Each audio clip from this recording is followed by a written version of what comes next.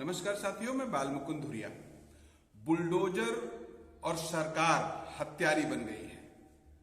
सुनने में जरा अटपटा लग रहा होगा। याद करिए कानपुर देहात की घटना थी क्या। एक आदमी जिसके ऊपर आरोप है कि उसने अतिक्रमण कर लिया था। कितनी जमीन? जिसमें एक झोपड़ी रख सके। तो वो जमीन 10-5 बीघे तो रही नहीं होगी। एक झोपड़ी आदमी 10 बाई 20 में भी रख सकता है या एक बिस्वा में रख सकता है। उतनी जमीन को हटाने के लिए प्रशासन पूरा एकदम आग बैताल हो गया। ये जमीन प्रशासन ने खरीदी, परचेस की नहीं रही होगी। उस आदमी का बरसों से उस पर कब्जा रहा होगा, जैसा अमूमन पूरे देश भर में है कि जिस जमीन की लोग नवैयत वैयत नहीं जानते हैं, घर के बगल में है तो उसमें अपना झोपड़ी उपड़ी बना लेते हैं।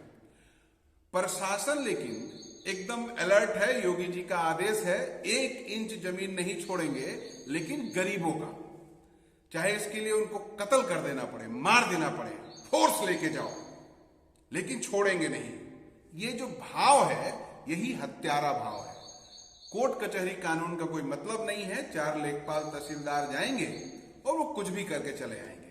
यहां पर अपनी जमीन को जाने के डर से कृष्ण गोपाल दीक्षित की पत्नी और उनकी बेटी उसी में बंद कर लेते हैं अपने आप को।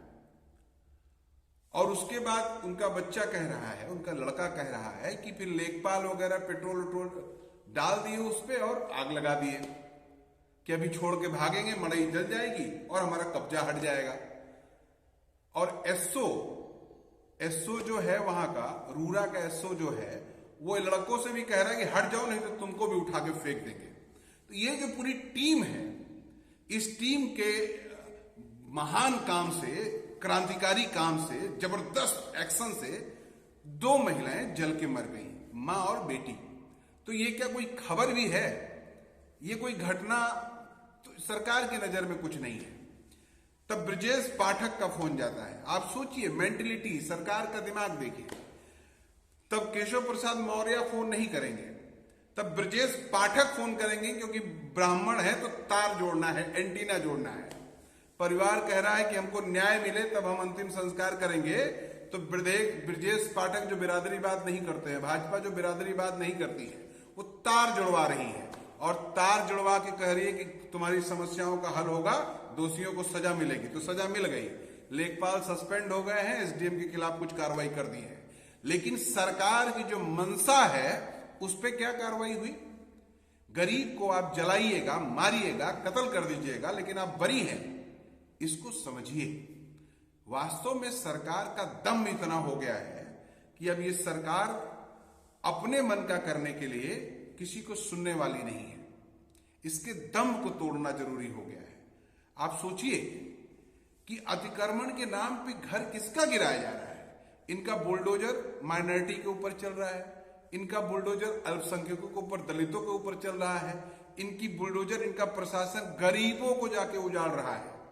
कोई ऐसा जिला, कोई ऐसा शहर, कोई ऐसा कब्जा नहीं है, कस्बा नहीं है जहां पर संपन्न लोगों ने कब्जा न किया हो। सरकारी कुओं का, सरकारी नालियों का, तालाबों का और सरकारी जमीनों का उनका रोआ नहीं टेढ़ा कर पा रहे हैं।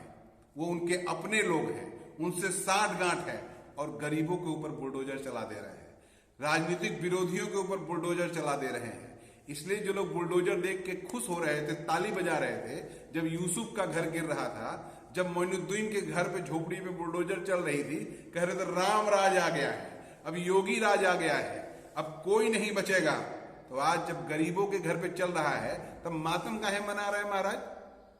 तब परेशान क्यों है? आज भी ताली बजाइए, क्योंकि तलवार, गाली और गलत इच्छा जाति बिरादरी नहीं देखेगी, वो घाव बराबर का करेगी। इसलिए इस प्रवृत्ति को रोकना होगा।